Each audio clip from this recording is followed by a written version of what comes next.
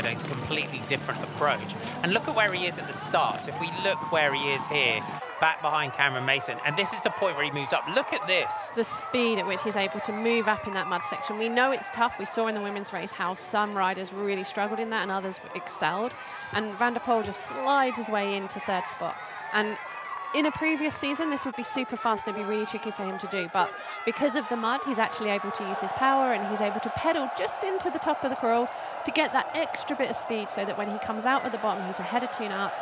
He's into this section, which we know he loves. He's able to ride it, as is Aerts on this lap and on multiple laps as well. And he just gets a solid gap. And as soon as you let Mathieu get a gap, then the race is over for the win. And it comes into small groups like this. You've got to be with him when he goes. We know that. Wout's very good at that.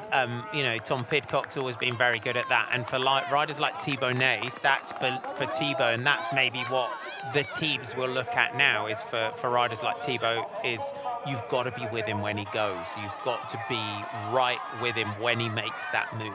But Thibaut is able to separate himself from this group, this large group that then battled in for that third spot. And Thibaut is able to get a really solid gap because they are playing around a bit. And here we're about to see Ellie come out of the line and then he hits into the fence and that takes him out of that group as well. And then it's up to Van der Haar makes a mistake there, so Aerts is able to get a bit of a gap, but the race isn't over for that third spot yet.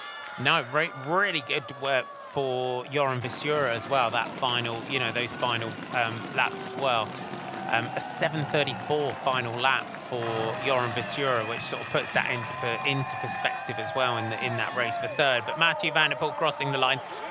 Thibaut was taking some risks there. He was all in Vegas there, wouldn't he? We definitely feel like he was slowing when he didn't need to. He needed to really push a bit further, but the television shortens the angle, and he was able to easily secure that seconds and running many again. Congratulations. Was this your best first race ever of the season?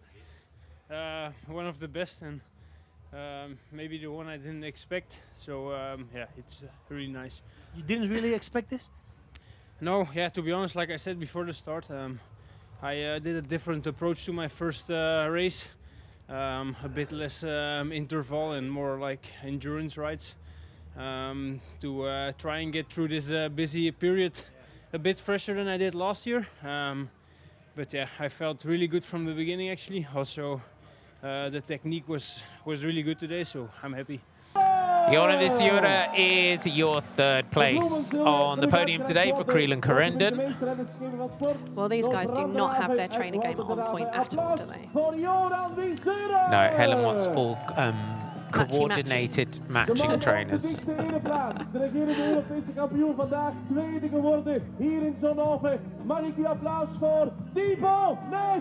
Nys is our second place back on good form. As he said, he feels like a winner today. And so the form is back. The luck going his way as well today, which you need a lot, you could say you need a bit of here in Zonhoven. And the win. The big man is back.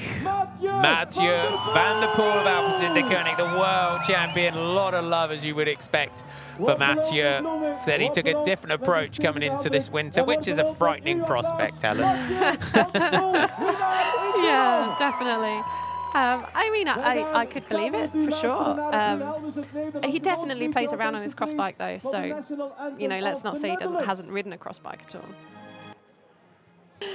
Our top 10 looks like this. Mathieu van der Poel is back.